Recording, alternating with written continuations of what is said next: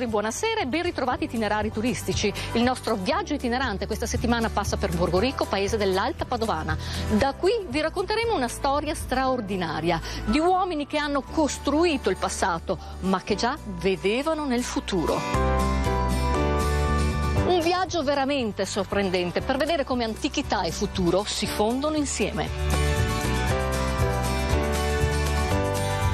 Ed eccomi con l'onorevole Alberto Stefani. Buongiorno onorevole Stefani. Buongiorno Ida. Qui in doppia veste di sindaco di Borgorico. Un piccolo paese, ma un paese ricco di tante cose. Sì, ricco soprattutto di storia, è un paese che custodisce gelosamente la centuriazione romana e quindi quella tipologia di divisione del territorio in centurie, che erano degli appezzamenti di terreno che venivano affidati a dei coloni da partire dal I secolo d.C., quindi in piena età imperiale. In realtà qualche studioso ci riporta qualche assegnazione anche in età repubblicana, e qui in questo museo sono conservati proprio i reperti di quel periodo che sono tipici di questo territorio. Qui le strade sono strade appunto che ricalcano quella divisione del territorio in centurie, lungo il Cardo e il Decumano, che sono le due principali strade che dividono perpendicolarmente il territorio del comune di Borgorico. Sindaco, il vostro fiore all'occhiello, il museo meta di molte scolaresche. Sì, siamo davvero orgogliosi di dire che questo museo è visitato da centinaia di scolaresche ogni anno che vengono qui a conoscere la storia millenaria di Borgorico, e di storia millenaria proprio si tratta perché affonda le proprie radici a partire dalla prima età imperiale. Ed eccomi con la dottoressa Silvia Cipriano. Buonasera dottoressa. Buonasera. Parleremo di centuriazione, partiremo da qua. Allora, partiamo da questo pannello del museo dove c'è una ricostruzione digitale del reticolo della centuriazione, molto regolare come vedete, ma c'è anche riportata la cartografia della fine del 1700, inizio 1800 austriaca, in cui si vedono in maniera molto precisa i quadrati regolari della centuriazione, e questo viene confermato anche nelle foto aeree attuali, in cui ancora si distingue molto bene questa centuriazione, che è ben conservata. Abbiamo qui una cosa interessantissima da far vedere al nostro pubblico. Questa è la ricostruzione di una groma, che era l'attrezzo che serviva agli agrimensori, che corrispondevano ai nostri chiometri, per suddividere regolarmente il terreno. Qui siamo in un'altra sala del Museo della Centuriazione Romana. Qui abbiamo la ricostruzione fedele del focolare di una cucina romana. Sappiamo, dottoressa, che qui si mangiavano i cereali, delle erbe, e poi lumache, e pensate un po', si mangiavano i ghiri, vero dottoressa? Si mangiavano i ghiri, che nel mondo romano venivano allevati proprio per questo scopo. Vedete, tra i reperti che sono custoditi in questa sala ci sono tante macine proprio da cereali, che erano la base dell'alimentazione in età romana e anche nell'agrocenturiato. Qui abbiamo un classico telaio. Abbiamo la ricostruzione di un telaio che è stato rinvenuto in tutte le case dell'agrocenturiato.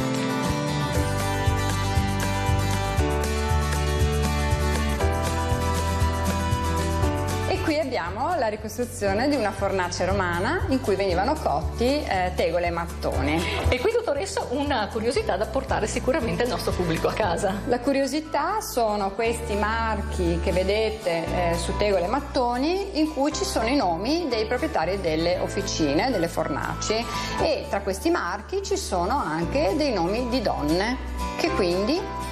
Sì, l'imprenditoria femminile esisteva già in epoca romana. Una cosa importantissima era la lavorazione del metallo, che non era solo del metallo grezzo, ma anche del metallo prezioso. Signor Dante, buonasera.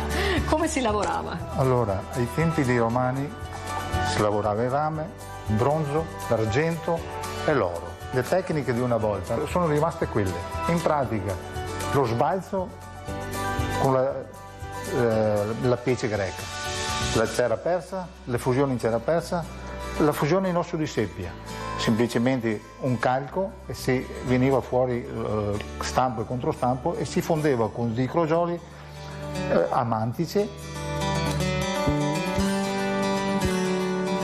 E qui abbiamo Gloria, che è fedelmente vestita come una donna del tempo romano, con una tunica, avevano la stola e naturalmente l'oggettistica, i gioielli del tempo, qui li abbiamo in rame. Gloria, che porteresti tu adesso questi gioielli? Certo, mi piacerebbe moltissimo.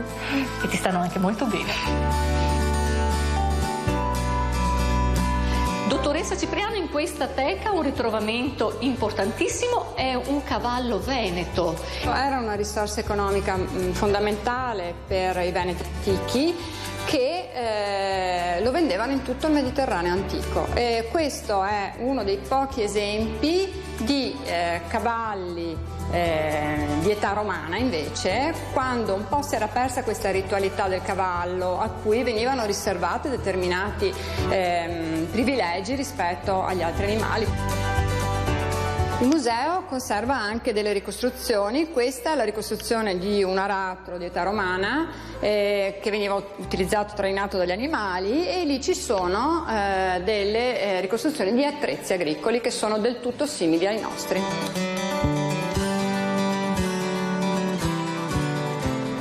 Del museo, il centro civico Aldo Rossi, ne parliamo con la dottoressa Sabina Magro. Buonasera dottoressa. Buonasera a voi, con alle spalle l'opera che porta il nome dell'architetto Aldo Rossi.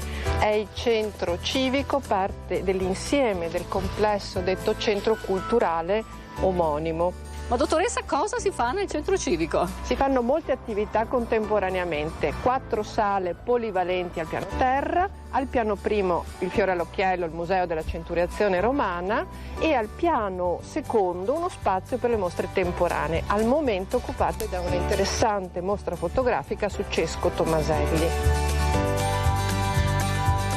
Viaggio nella vita e nel mestiere di reporter, e qui abbiamo le sue foto, i suoi taccuini. Cosa abbiamo qui?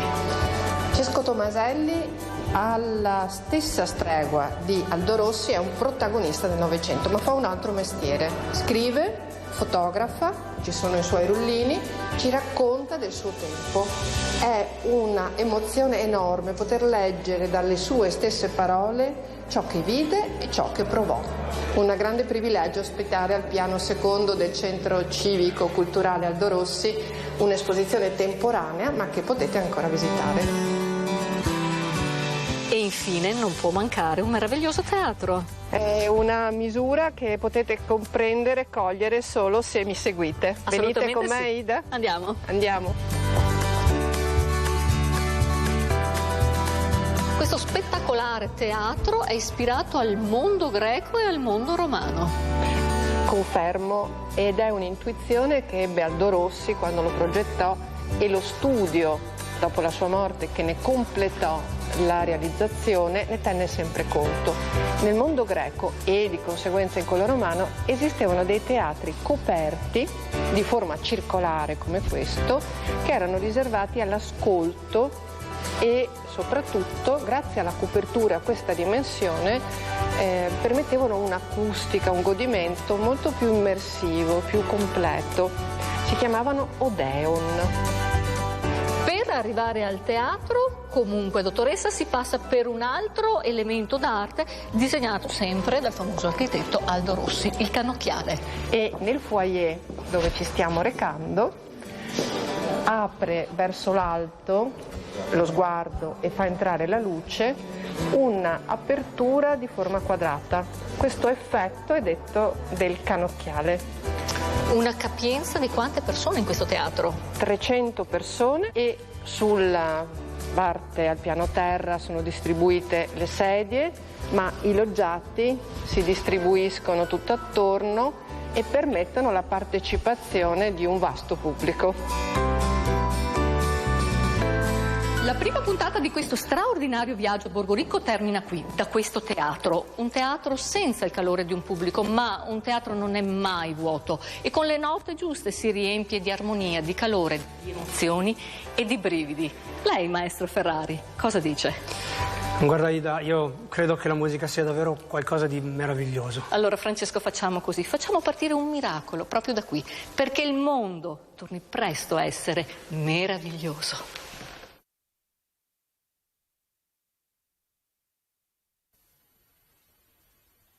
Meraviglioso, ma come non ti accorgi di quanto il mondo sia meraviglioso? Meraviglioso, perfino il tuo dolore potrà guarire poi, meraviglioso. Ma guarda intorno a te, che doni ti hanno fatto, ti hanno inventato il mare. Non ho niente, ti sembra niente il sole, la vita, l'amore. Ah, meraviglioso, il bene di una donna che ama solo te, meraviglioso.